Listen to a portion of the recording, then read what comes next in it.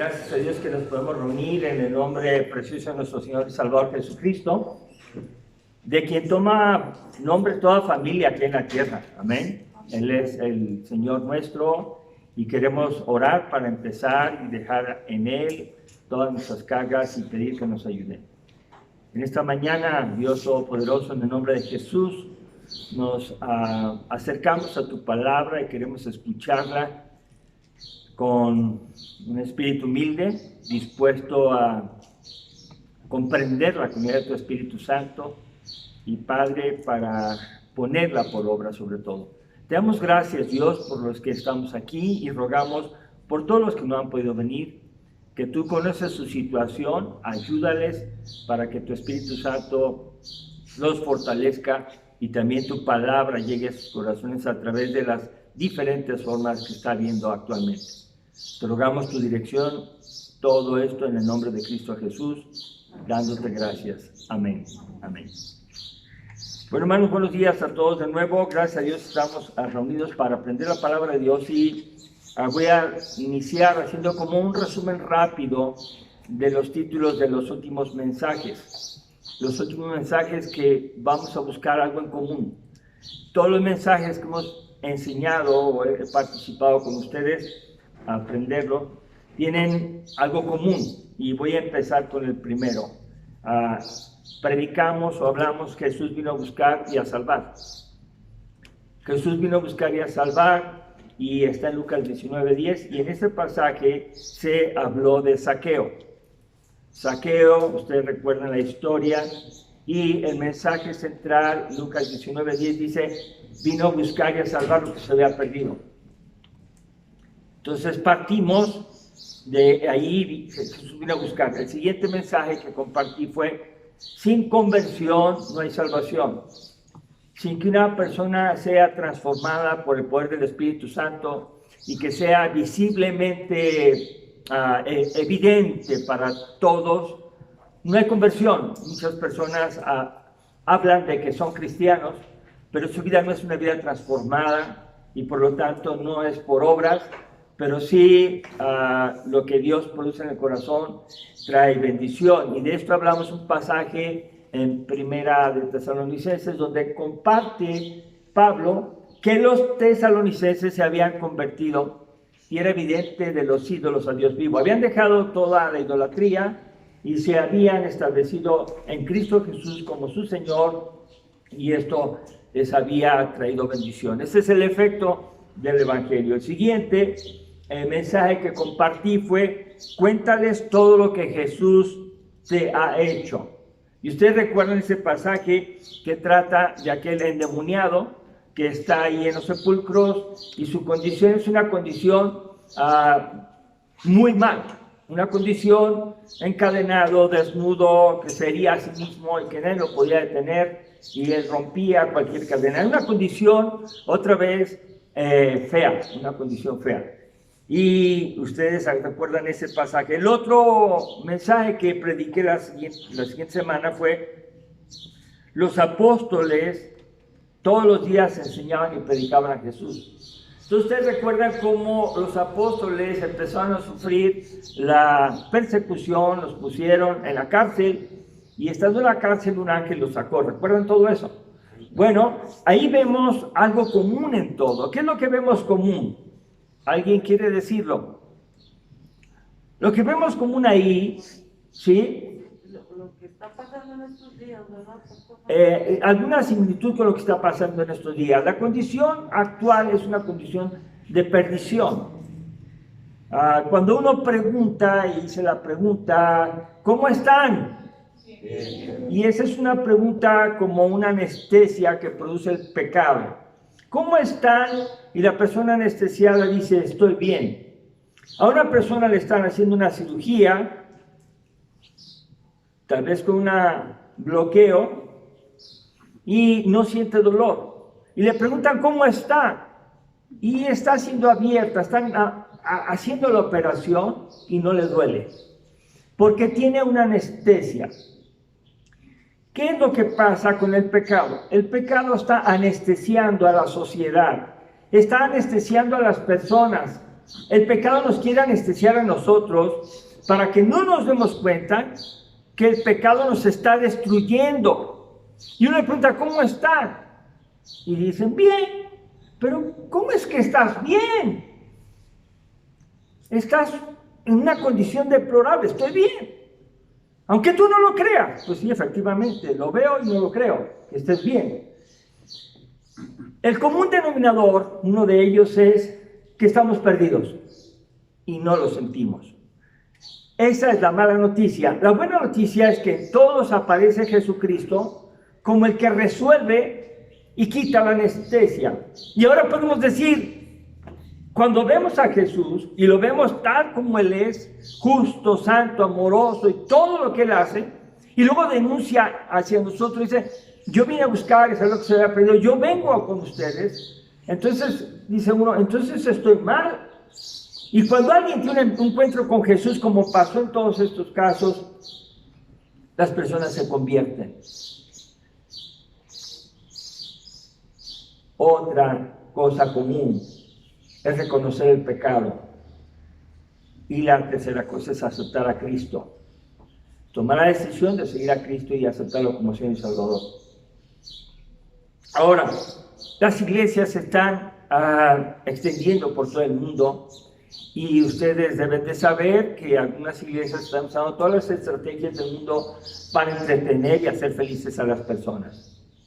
Les ponen cosas así como luces, como les ponen como un mito blanco, casi saltan y brincan y hacen alguna cosa para que la gente esté feliz. Ahora ya han hecho cosas increíbles, pero hasta la gente baila. Y hay cosas que salen en los mensajes que recibimos de cosas que tienen el gusto de la carne. El evangelio se está diluyendo y no está teniendo el efecto que debiera tener. Sin embargo, la Biblia dice en Romanos 1:16, y agradezco a los que me cuidan para que cuando me equivoque me digan, Romanos 1:16, busquen en la Biblia, y esto es algo que tenemos que comprender muy claro. Romanos 1:16, lo hemos estado diciendo, y ahora lo vamos a volver hasta que se nos grabe bien el corazón con este mensaje. Romanos 1:16 dice así. ¿Ya lo tienen? Dice, porque no me avergüenzo del evangelio, porque es poder de Dios, para salvación a todo aquel que cree, al judío primeramente y también al griego. El evangelio que estamos predicando de Jesucristo transforma a las personas, nos transforma para dejar de vivir en el pecado y en la carne, en el placer, en el gusto. Pudiéramos decir muchas cosas, ¿verdad? Ustedes ya las conocen. Algo que me gusta y lo oculto, ¿qué estás haciendo? Tomando agua fresca. Pues, ¿de qué es el agua? Huele a vino. Y muchas cosas así. Jesús viene a llegar con el evangelio a nuestras vidas y nos quiere la buena noticia. Los quiero curar de esa anestesia del pecado. Es poder de Dios. El evangelio no llega a ser algo que entretiene, sino algo que transforma. Y si no ha sido alguien transformado por el poder del evangelio, entonces necesita convertir. Se necesita convertir. Si no se convierte, es una persona que está viviendo en un engaño. Cree que es cristiana, pero no lo es, porque su vida no está siendo transformada. Hay muchas historias de esto. Pero hoy vamos a fijarnos claramente que hay persecución. Otro factor común, hay incomodidad. Hay gente que critica, como el caso de Zaqueo. Hay personas que prefirieron a los cerdos que al endemoniado sano. Hay personas que critican y observan y no están de acuerdo con que haya una transformación para bien. En otras palabras, el cantinero quiere que siga yendo a tomar. Él se pone feliz. No le gusta perder clientes. Lo mismo todo aquello que hace que te atrapa y que tú ofreces una ganancia. Pues el evangelio viene a quitarte todo aquello que te destruye. Bueno, hoy vamos a llegar a un punto que vamos a decir, al endemoniado se le dijo, no vengas conmigo, vete a tu casa y cuéntale las cosas, las grandes cosas que Dios ha hecho contigo. Cuéntale esas maravillas. Y luego aquí vemos también que los apóstoles estaban encarcelados y el ángel dice, hey, sálganse de aquí de la cárcel y váyanse al templo a seguir enseñando de Jesús. Sí, váyanse, sigan contando el mensaje de salvación de Jesucristo. Y así es como está pasando. Entonces, el común denominador es predicar a Cristo, hablar de la salvación, hablar del poder de Dios. Y ahora vamos a ver cómo no se queda con los apóstoles. Ahora vamos a ver el pasaje que está en el capítulo que leímos de Hechos, capítulo 8. Y vamos a ver cómo ahora la incomodidad, la persecución, la resistencia es contra los mismos creyentes. Fíjense lo que dice en el Hechos capítulo 8, verso 1. Y Saulo consentía en su muerte de Esteban. En aquel día hubo una gran persecución contra la iglesia que estaba en Jerusalén y todos fueron esparcidos por las tierras de Judea, de Samaria, salvo los apóstoles, o sea, todos menos los apóstoles. Todos los discípulos que habían creído en Jesús estaban sufriendo la persecución ya. Dejaron en paz a los apóstoles y se enfocaron ahora en los creyentes, en los que habían creído en Jesús, en los que eran seguidores de Jesús. Y ahí vemos una situación que ya se da porque se tiene que cumplir el pasaje que dice en Hechos 1:8, pero recibiréis poder cuando haya venido sobre vosotros el Espíritu Santo, y me seréis testigos ¿en dónde? En Judea, en Jerusalén, Judea, Samaria, hasta el último de la tierra. Y ellos no habían salido. Los creyentes estaban sentados aprendiendo de Jesús, pero estaban cómodamente en la ciudad de Jerusalén. No habían salido. Y la palabra de Dios dice, van a ser discípulos a todas las naciones. Y yo pregunto, ¿cómo se va a ser un discípulo a todas las naciones si yo no salgo de mi espacio, de mi lugar de trabajo, donde yo vivo? ¿Cómo? No se podía cumplir. Y en la historia dice que la iglesia empezó a ser perseguida, menos los apóstoles. Y ahora, noten esto. El mensaje es que todos llevemos la palabra, que todos prediquemos a Cristo. Pero ellos no querían, los apóstoles lo estaban haciendo. Seguramente que se dieron cuenta que los apóstoles estaban protegidos porque los cuidaba Dios, los sacaba de la cárcel, aunque Esteban fue muerto a pedradas. Vemos aquí como en el verso número 3 dice, y Saulo asolaba la iglesia entrando casa por casa, arrastraba a hombres y a mujeres y los entregaba en la cárcel. Ahora es con los discípulos. Fíjense lo que cuesta y lo que costó ser un cristiano fiel. Un cristiano fiel significa estoy dispuesto. Aunque no necesariamente se quedaron ahí para que los apresaran, ellos se fueron esparcidos. O sea, ellos decidieron salir de la ciudad de Jerusalén y se fueron. Dice el verso número 4, pero los que fueron esparcidos iban por todas partes, ¿qué dice? Anunciando el evangelio. ¿Qué es lo que estaban compartiendo? Aquello que había tocado su corazón y había transformado su vida. Aquellas cosas maravillosas que Jesús había hecho con ellos. Ellos empezaron a huir de la persecución y de la cárcel, pero se acordaron, tenemos que ser testigos a todas las naciones, tenemos que hablar de Jesús, tenemos que hablar de buenas noticias. ¿Y saben qué hicieron? Entonces empezaron a compartir a donde llegaban. Se estaba cumpliendo, el evangelio estaba siendo predicado fuera de Jerusalén, en Judea. Y en este caso que está llegando a Samaria. En la región de Samaria empieza la situación. Ahora, ustedes han escuchado como un paréntesis que San Pedro, así dice, San Pedro, la tradición, que nada tiene que ver con la verdad, que te hay una llave, ¿verdad? Y que con esas llaves va a dejar entrar a los cielos. Pues esa es una interpretación muy incorrecta porque aquí lo que está haciendo, lo vamos a ver, cuando Pedro usa las llaves es para que permita y quede claro que los samaritanos también pueden ser salvos. Pablo, como apóstol de Jesucristo en Jerusalén, escucha esta noticia. Vamos a continuar. Dice así: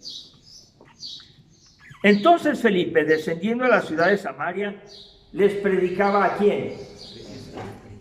¿Ustedes conocen a Cristo? ¿Conocen a Cristo? Bueno, entonces ellos conocían a Cristo y ellos empezaron a compartir a Cristo en la ciudad de Samaria. ¿Saben qué es la ciudad de Samaria? Son los enemigos espirituales de los judíos, porque ellos fueron de las tribus del norte y ellos se paganizaron. Esto es, siendo judíos o hebreos, más bien hebreos, ellos se contaminaron y hicieron comunión y matrimonios con los del norte, y de ahí surgió Samaria y toda esa cultura. Entonces había una competencia espiritual. Los samaritanos y los judíos no se hablaban entre sí. ¿Recuerdan a la mujer samaritana? No se trataban. Y como no se trataban, se daba la vuelta. Pero cuando Jesús llega, dice, vamos por aquí. Y no le da la vuelta. Llega a un pozo donde está la mujer samaritana. Llega a la ciudad cercana al pozo donde estaba Samaria ahí. ¿Qué sucede? Jesús quiere que todos sean salvos. Amén. No hay pretexto. Él elige hablar el mensaje a los enemigos espirituales. No hay competencia, simplemente la verdad es verdad y la mentira es mentira, y él va y predica. En este caso Felipe aprende de Jesús y no le da la vuelta a Samaria. Es un convertido que ahora tiene un estilo de vivir que hace que llegue a la gente más mala, a la gente que no es la que nos agrada tal vez, a la gente que nos contradice en las cosas espirituales. Pues Felipe llega ahí y dice que está predicando el evangelio. Entonces Felipe desciende a la ciudad, dice, bueno, y la gente unánime, la gente estaba muy atenta, escuchando las cosas que decía Felipe y oyendo y viendo las señales que hacía. Por favor, noten, el creyente no es un creyente bla, bla, bla, bla, bla, bla, bla, bla, bla, solamente habla, no. El creyente es alguien que tiene evidencias del mensaje que trae. Dios lo respalda. Dios ayuda a los creyentes a tener evidencias. Las personas ven en el cristiano algo diferente. Las personas observan a los cristianos y saben que de ellos va a salir algo bueno. Pues la gente estaba unánime viendo aquí a Felipe, viendo las señales, dice el 7, porque muchos de los que tenían espíritus inmundos salían estos dando grandes voces, y muchos paralíticos y cojos eran sanados, así que había gran gozo en aquella ciudad. El mensaje de Jesucristo no pierde su fuerza cuando deja a Cristo de predicarlo. No, el evangelio no pierde su fuerza cuando los apóstoles no van a predicarlo. El evangelio tiene el poder en sí mismo, que ahora uno de los servidores de las mesas, que se llama Felipe, deja las mesas y se vuelve un evangelista, y él está hablando de Cristo y las personas están recibiendo el beneficio del poder. Amén. Fíjense qué importante es esto.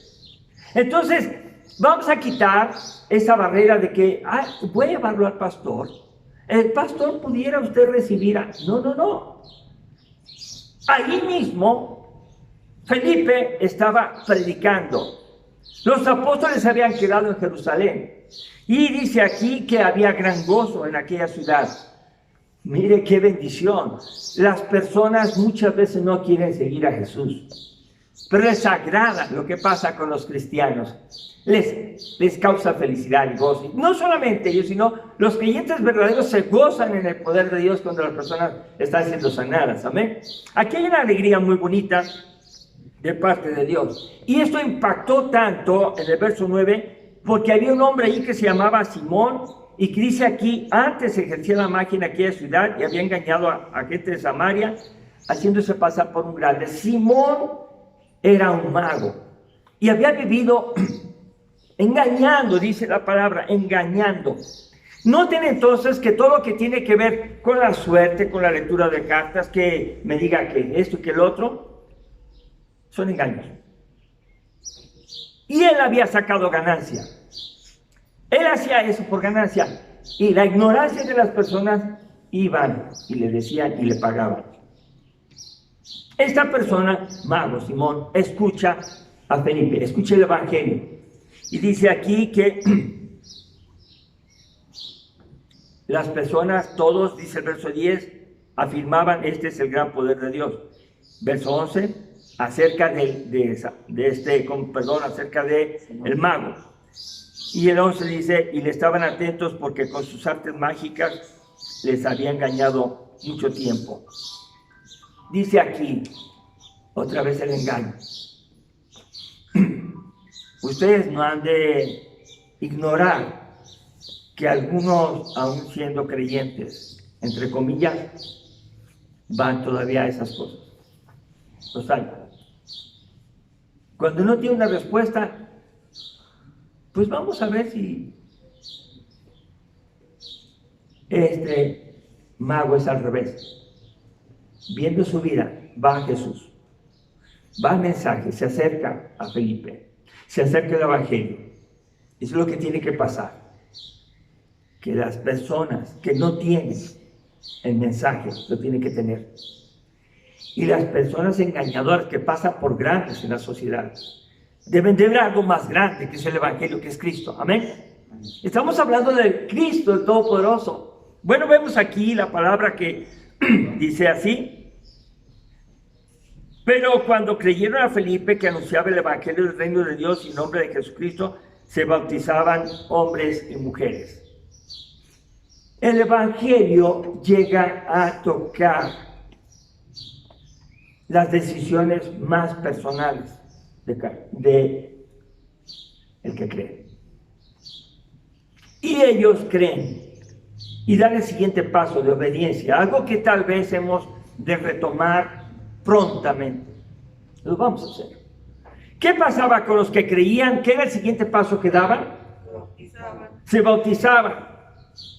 ¿Cuántos de aquí no se han bautizado? Levante su mano. Muy bien, gracias. Usted y nosotros tenemos que tener una plática, un estudio para estudiar qué es el bautismo y saberlo. Pero antes de eso hay que ver si son convertidos. Y ustedes tienen que acercarse al evangelio y decir, ¿quién soy yo delante de Jesús? ¿Quién soy yo? ¿Lo quiero seguir? ¿Me quiero arrepentir de mi pecado? ¿Quiero abandonar el pecado? ¿Quiero aceptar a Jesús como mi Señor y Salvador? ¿Lo soy? ¿O solamente vengo porque me gusta?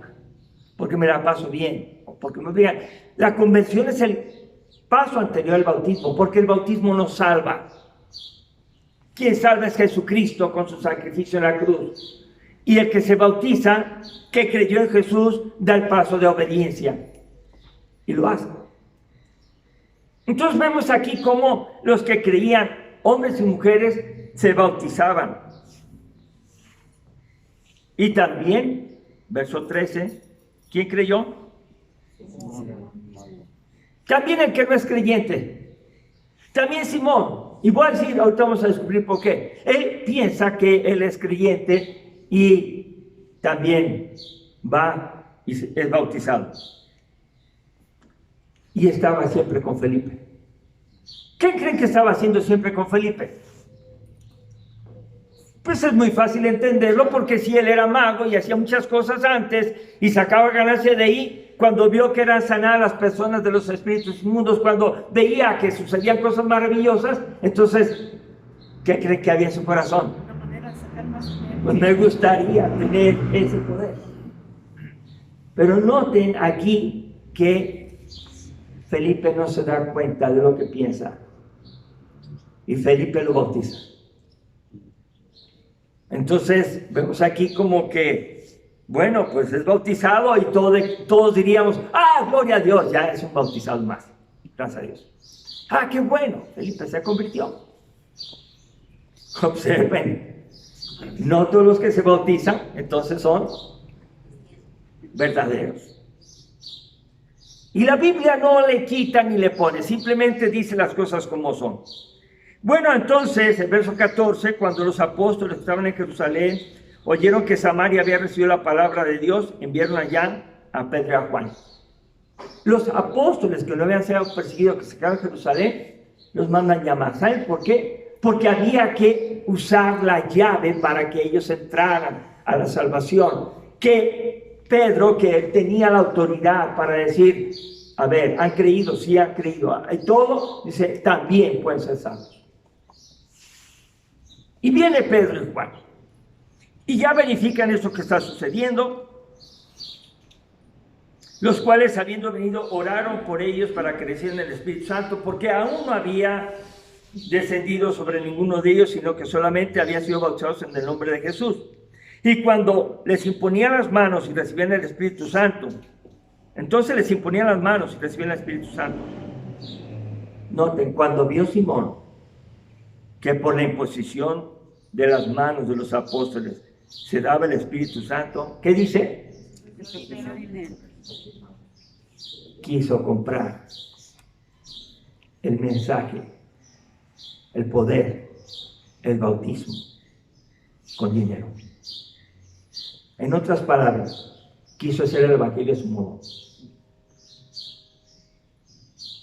Yo puedo ser quien soy, pero a mí denme ese poder.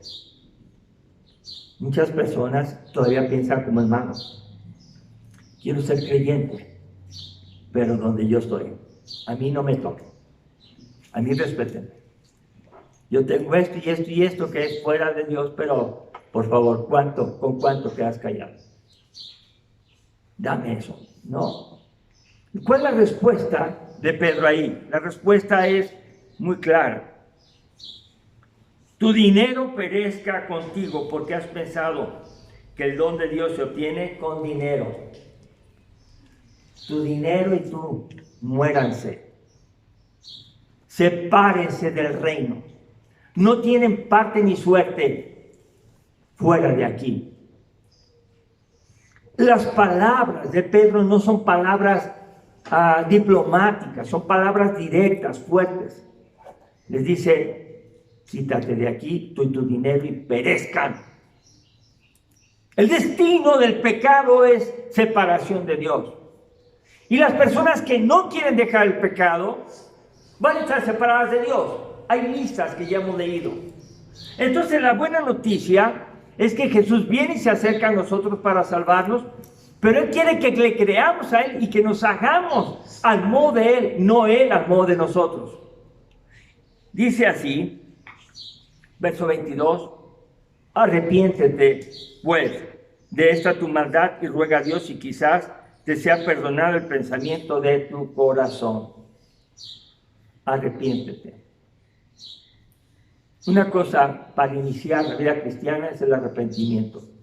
Arrepentirse es, voy para allá haciendo estas cosas, y si me arrepiento, ya no voy para allá, dejo de hacer eso y me voy a otro lado. La conversión implica un cambio de vida. Debemos agradecer a la palabra de Dios, porque nos dice las verdades muy claras en Proverbios, en Salmos. Nos habla muy claramente acerca de lo que tenemos que cambiar. La Biblia está llena de instrucción para el que quiere crecer en la fe. Podremos empezar creyendo, pero necesitamos continuar viviendo y transformándonos. Este hombre no se había ni siquiera arrepentido y había logrado estar ahí, había logrado ser bautizado y todavía quería hacer un trato de compra. Arrepiéntete. 23. Porque en hiel de amargura y en prisión de maldad veo que estás. Si yo le preguntara a Simón, ¿cómo estás? ¿Cuál sería su respuesta? Bien. Bien. Porque estaba anestesiado por el pecado. ¿Cómo estás, Simón? Bien, y cada vez mejor. Fíjate que ya me bauticé. ¿Se dan cuenta? Y muchas personas pueden decir, ¿cómo estás? Bien. ¿Y qué haces ahora después de que te bautizaste? Pues no parece que seas creyente. Este es el punto. Felipe no anda por las ramas. Ahora las iglesias cristianas tienen un toque de debilidad que dicen, no digas eso porque se va a ofender y ya no va a venir. Si es de la ropa, si es del vocabulario, si es de la manera como te burlas de alguien, si es la manera como traces tus negocios, si es la mentira, si te toca en ese punto, te incomodas. Y claro, puedes elegir otra congregación donde no se fijan tanto en eso. Pero se dan cuenta que el evangelio va perdiendo el poder transformador y va dejando a las personas igual, solamente metidas en otro lugar. ¿Se dan cuenta de eso? Y no se trata de eso. Claro que habrá algunos Simones, pero no todos, por favor. Cuando yo estoy con Jesús, Él me habla a mi corazón y Él me quiere transformar. Él nos ama, nos ama. Dio su vida por nosotros. Simón dijo, rogad vosotros por mí al Señor, para que nada de esto que habéis dicho venga sobre mí, que no perezca, que siga teniendo mi dinero. ¿Se dan cuenta lo que le afecta? Él quería seguir siendo el mismo. Que no me pase nada. No hay respuesta de Felipe. Lo deja así. Porque ¿qué le hacía falta? ¿No era perro? El arrepentimiento y fe en Jesucristo. Eso es lo que le hacía falta. Y si alguien no empieza por ahí, pues en vano está que le estés pidiendo a Dios que te bendiga en el trabajo, que te bendiga con el matrimonio, que te bendiga, si ni cristiano eres. ¿Cuánto dinero le vas a ofrecer? ¿Tú crees que Dios lo va a recibir? Verso 25. Y ellos, habiendo testificado y hablado la palabra de Dios, se volvieron a Jerusalén, y en muchas poblaciones de los samaritanos anunciaron el evangelio. Vamos a terminar haciendo la reflexión para ubicar la iglesia. A ver, ¿quiénes llegaron desde Jerusalén y fueron a Samaria? Dos apóstoles, Pedro y Juan, correcto, muy bien. Después de que se resuelve este asunto y se dice, está bien, lo que está mal ya quedó fuera, que es Simón, lo que estaba torcido ya se destorció, ok, se regresan, ¿estamos de acuerdo? Regresan a Jerusalén. ¿Quiénes se quedan? Felipe y los esparcidos de la persecución. Ok, pregunto, ¿qué hacían ellos en ese verso número 25? ¿Qué hacían? ¿Qué hacían? Seguían anunciando el evangelio. Correcto, eso es el mensaje de hoy. Al endemoniado lo mandaron a su casa a predicar. A los apóstoles los sacaron de la cárcel para que fueran a predicar. A los esparcidos también se les pide predicar el evangelio. ¿Qué creen que se nos pide a nosotros? ¿Que estemos callados? ¿Que vengamos, nos reunamos? Lo que Cristo quiere para nosotros es que también contemos el evangelio. Que también nos acerquemos a las personas con las que tratamos, y si no conocen a Cristo, les hablemos del evangelio. Seamos como Felipe. Tal vez cometamos errores, pero necesitamos hablar de Cristo. Necesitamos entregar el mensaje, hermanos. Necesitamos hablar de la transformación que hace el poder de Dios a través del evangelio. La sociedad no va a cambiar si tú y yo estamos callados. Y algo que hay que aprender es que el evangelismo lo hacemos todos. Todos los que hemos sido creyentes ya. Amén. El evangelismo no lo hacen solamente las autoridades. En este caso los apóstoles, ahora los pastores, los ancianos, No, el evangelismo lo hacemos todos. Ahí quiero que lleguemos. Ustedes tienen que tomar la decisión de anunciar a Cristo. ¿A quién? ¿A quién tiene cerca? Sean como Simón o sean como tú, personas nobles, pero sin Cristo. Necesitamos orar, hermanos. Alcanzar a otros para Cristo. Hablar del Evangelio. Y de esto vamos a seguir compartiendo la siguiente semana. Vamos a ponernos de pie, vamos a orar. Dios, gracias porque nos amas tanto que enviaste a nuestro Señor Jesucristo para que nos diera la salvación por su sangre, esa buena noticia que nos sacó de vivir esclavos en el pecado. Padre, estamos aquí agradeciendo también la enseñanza sobre la que nos depositas a nosotros también, la responsabilidad de compartir el Evangelio a aquellos que no te conocen. Gracias porque el Evangelio es poder de Dios para todo aquel que cree. Al judío primeramente y después a todas las naciones, sin importar su nacionalidad. Gracias, Señor Jesús. Ahora ayúdanos a ser cercanos, amorosos con la verdad, sobre las personas que podemos estar juntos, no solamente ahorita, que cuando llega alguien nuevo podamos, Señor, abordarle y animarle y hablarle del Cristo, Señor Todopoderoso. Señor, ayúdanos a hacer tu voluntad y sigue dirigiendo nuestras vidas en la semana en la que hemos iniciado el día de hoy, y todo esto para tu gloria. Te lo suplicamos en el nombre de Jesús. Amén. Amén. Amén. Continuamos, hermanos.